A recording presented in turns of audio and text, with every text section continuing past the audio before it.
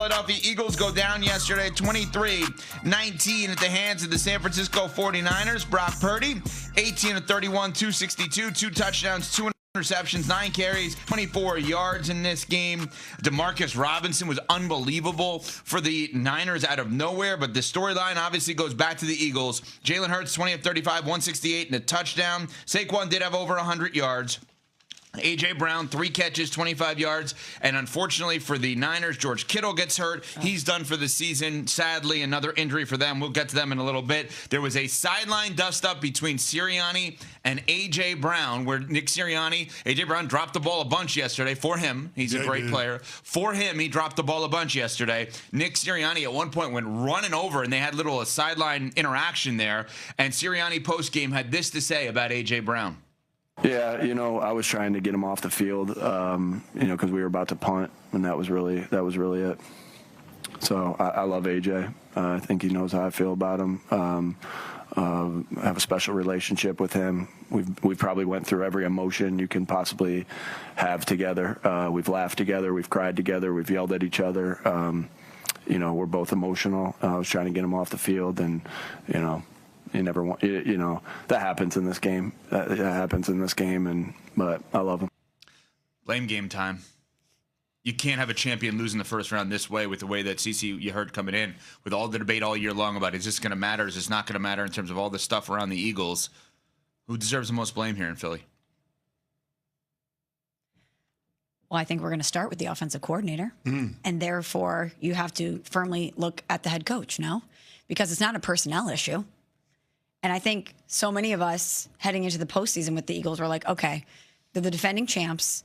They have the muscle memory of knowing how to win. They have the playmakers. Maybe they will just default to what they know and everything will click into place. But it was still as disjointed on offense yesterday as it has been all season long. It was so inconsistent. And obviously the A.J. Brown of it all, you can't forecast that. The 2 drops, tying a career high for him. It's his 5th career game with multiple drops. The Eagles had 4 drops yesterday that came on 3rd down, the most in a playoff game by any team since ESPN began tracking the stat. Jeez. They beat themselves yesterday. But you can't say that they didn't have the personnel.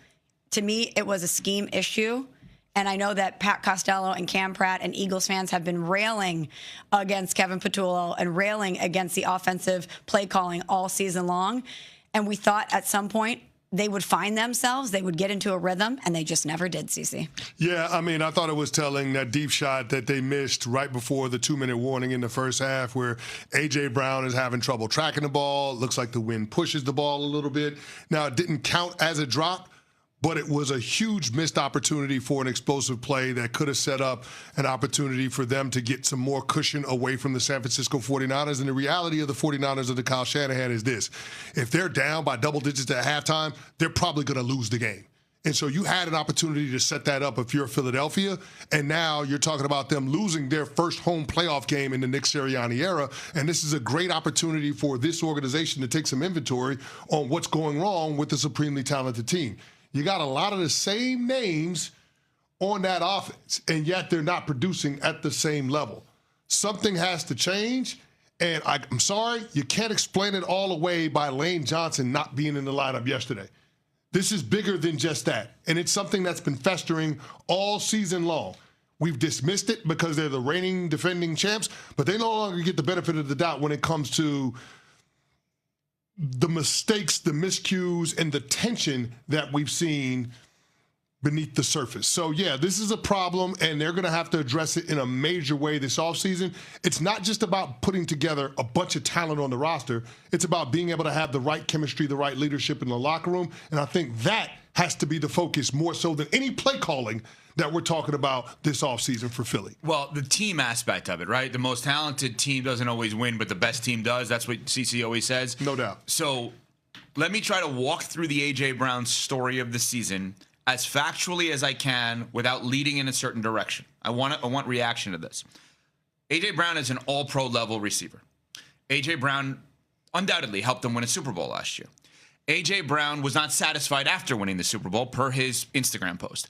A.J. Brown this year had a lot to say about the Philadelphia Eagles, thinking that this offense, the way it was going, was not going to produce in the biggest of moments. Yesterday, the offense did not produce in the biggest of moments. A lot of people did not like the timing of when A.J. Brown had those things to say.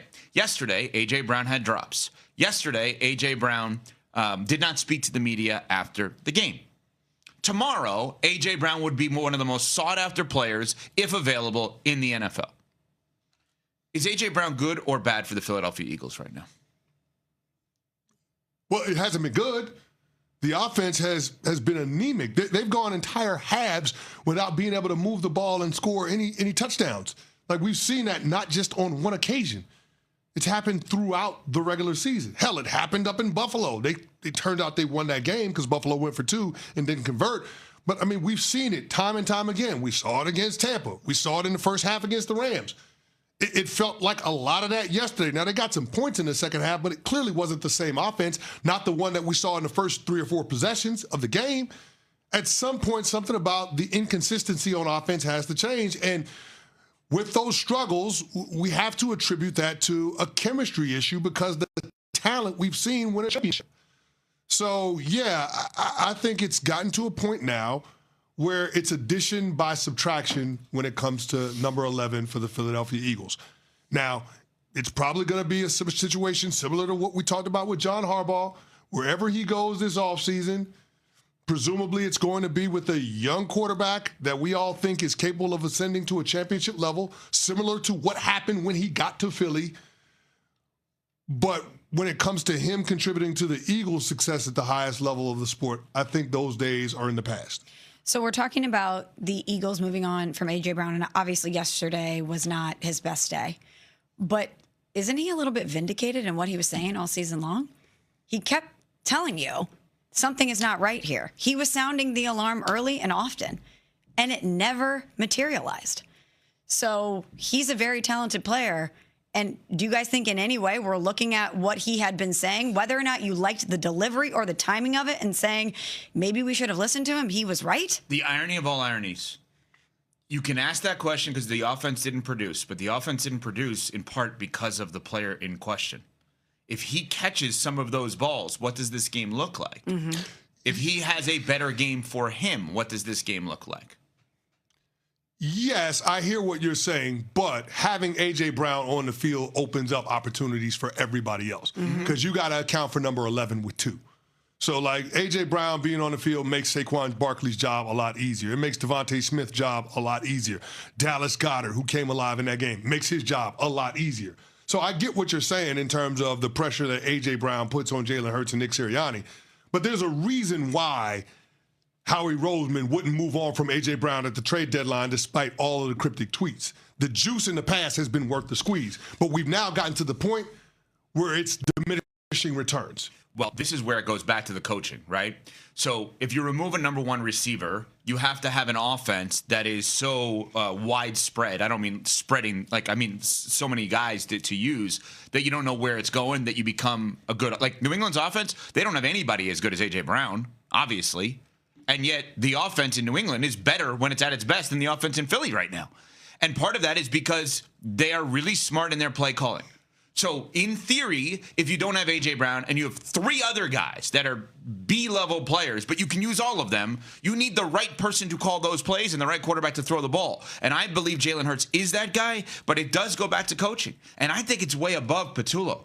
I mean, I don't think Sirianni's going to get fired. But I don't think it's an absurd conversation to ask the question, would they go after John Harbaugh? Or would they go after Philly native Kevin Stefanski? Can I ask you a question? Do you consider John Harbaugh an upgrade from Nick Sirianni? I do. Smalls? Yes. But I consider Sirianni. I think it's interesting that what got Harbs ousted in Baltimore is the lack of postseason success. Yes, that's the weird thing. With the 2-time MVP quarterback, and you're going to bring him into Philadelphia to replace a coach in Nick Sirianni that won the Super Bowl in 2024? And has been to 2. Yeah. I mean, listen, I played for Harbs. Of course, I would consider him an upgrade, but I understand I'm also biased in that. I can't be objective in it. But, man, that would be a tough sell. I mean, I guess that John, because he was a special teams coordinator in Philadelphia, the familiarity with the organization, the connections with coaches that had success in the past, all of the things would make it make sense. But man, it feels like it'd be a knee-jerk reaction to what happened this season.